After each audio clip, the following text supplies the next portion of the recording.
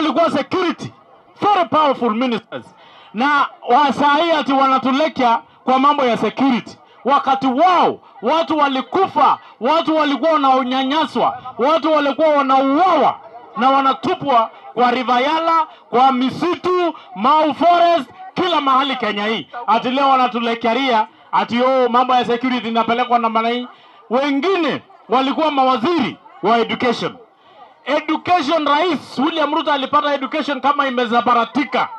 Kama sijui kitu walianzisha yenye inaitwa CBC, hawakujua hata walimu watakuwa wapi, hawakujua hata madarasa zitakuwa wapi, until William Samoei Ruto akakuja akapanga, akaleta madarasa, akaleta walimu, akaajiri walimu zaidi ya 1,100.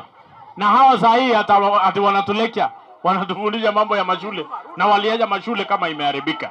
Saa hii kuna wengine ambao walikuwa naibu wa rais, vice president, kwa miaka karibu 40, na hakuna kitu unaona hata kwake, hakuna kitu unaona hapa Isiolo. Na saa hii wanajaribu kutulekea ati wakipewa nafasi ya kuwa rais sijui watafanya nini.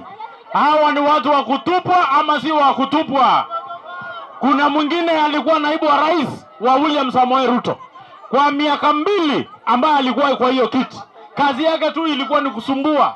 Kazi yake ilikuwa ni kuuliza watu wa Isiolo sijui mlitoa share gani, watu wa Mandera sijui mlitoa share gani. Huyo jamaa ni wa kutupwa ama wa kusikizwa? Si ni wa kutupwa.